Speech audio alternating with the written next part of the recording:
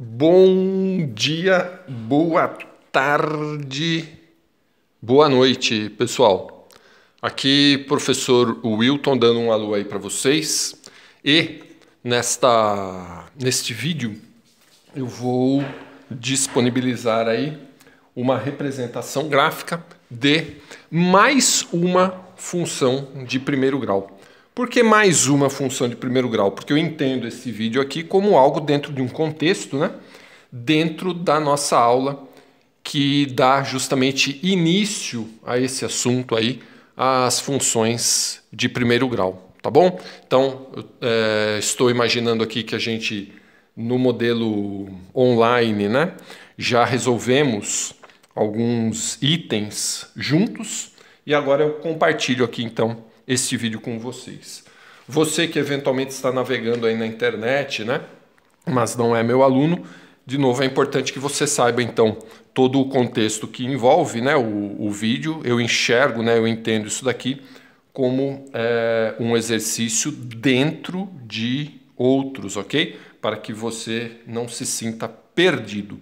Então, pessoal, depois de termos feito a representação aí de algumas funções de primeiro grau, também de já termos discutido um exemplo, eu proponho para vocês, então, a representação gráfica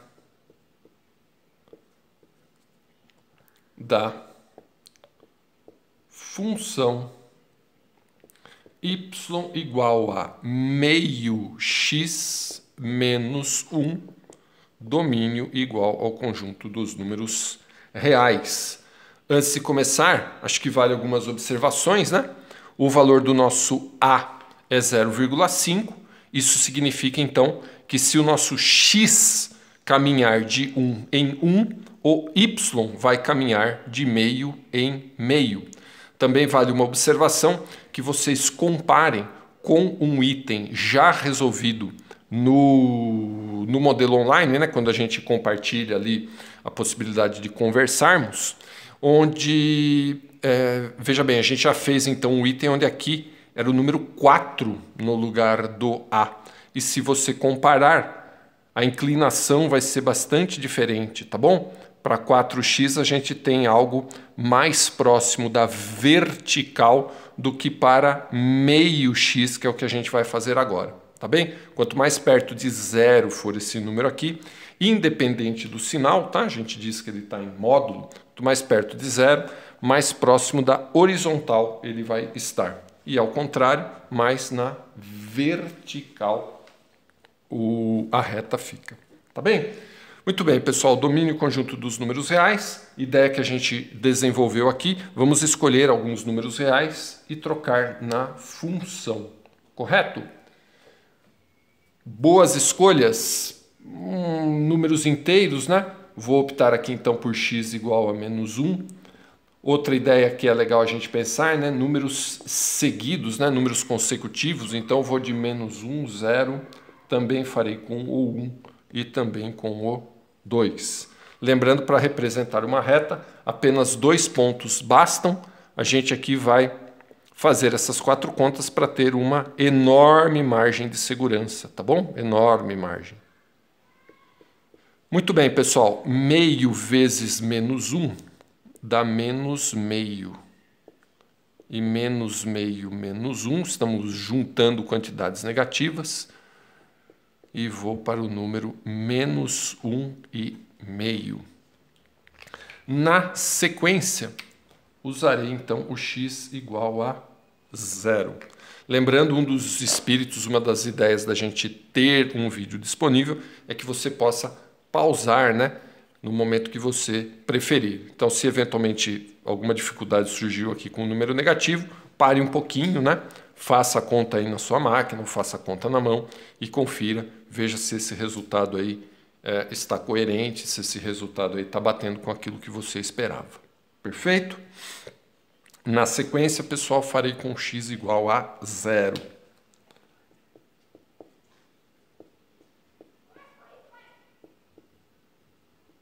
Meio vezes 0 dá 0.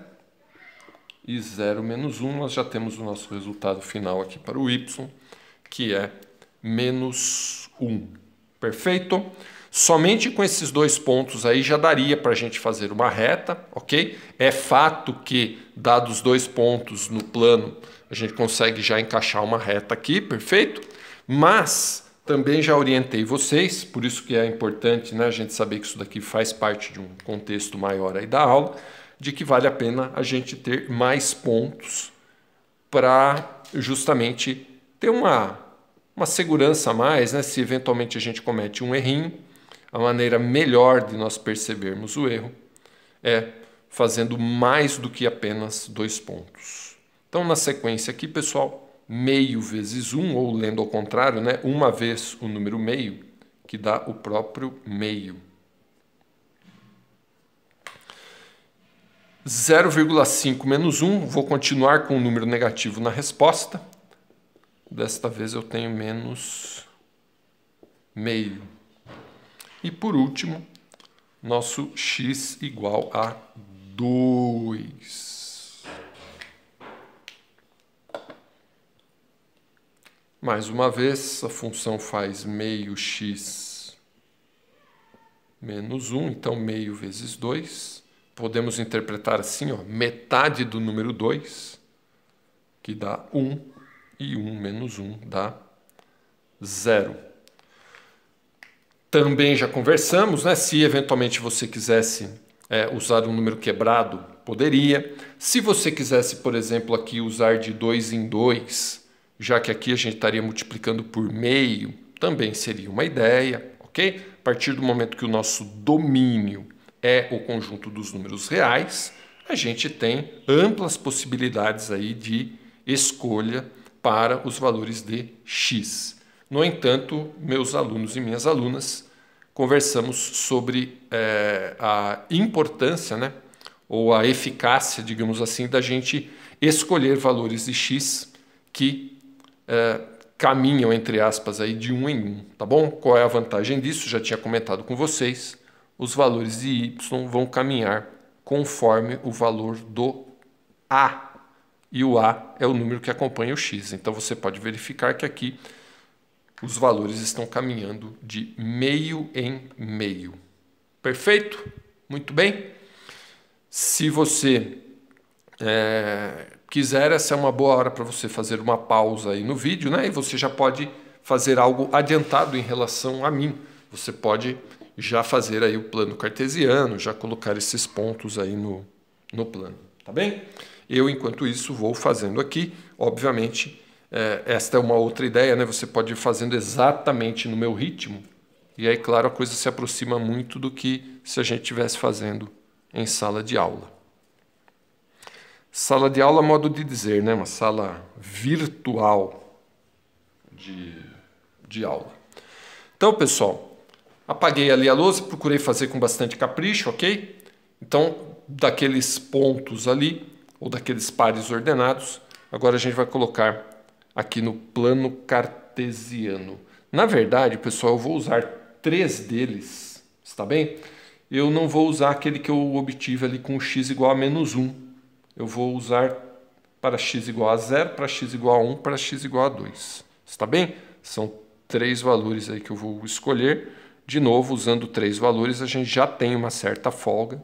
Se eventualmente a gente cometer um errinho ou outro, a chance da gente perceber o erro é muito grande.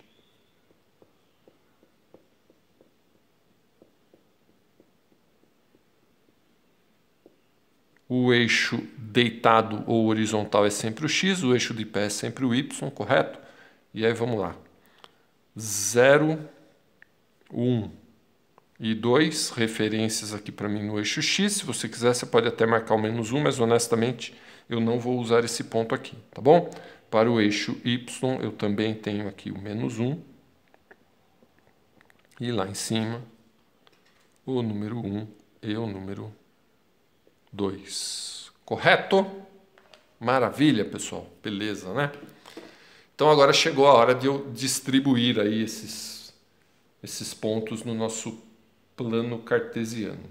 Então, existia um par ordenado ali, menos 1 e menos 1,5. Esse daí eu vou descartar, ok?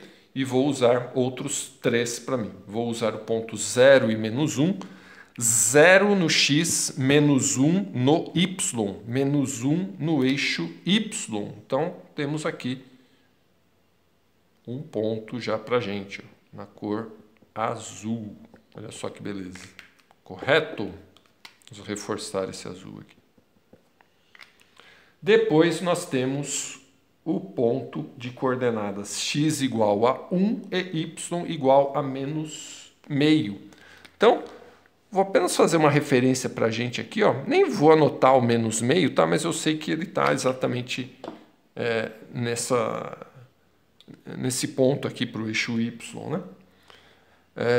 E o x é 1. Então, 1 positivo no x, menos meio no y e mais um ponto aqui para a gente. E na sequência, o ponto x igual a 2 e y igual a 0. Ok, um dos valores é 0, ele é 0 no y, então vamos tomar como referência o nosso x igual a 2. E aqui então nós temos 3 pontos. Isso já foi comentado em sala de aula. Numa função de primeiro grau, os pontos estão sempre alinhados. Volto a repetir, se eventualmente algum ponto não estivesse, né? Opa, apareceu um cara aqui. Poxa, o que aconteceu? Provavelmente você errou um sinal, ao invés de dar menos meio, deu mais meio, tá bem?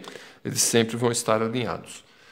Também vale a gente pensar que no enunciado foi dito que o conjunto domínio era o conjunto dos números reais. E dentro do conjunto dos números reais, além desses 3 pontos aqui, além dos valores 0, 1 e 2, existem outros infinitos, tá joia? Então pense aí, infinitos pontos, todos eles alinhados, a gente vai ter uma situação como essa aqui, concorda? Ora, existe um jeito mais inteligente, né, da gente fazer a representação gráfica, ao invés da gente ficar colocando pontos e mais pontos aqui. A gente pode simplesmente usar esses 3 pontos como a base para a gente fazer uma reta.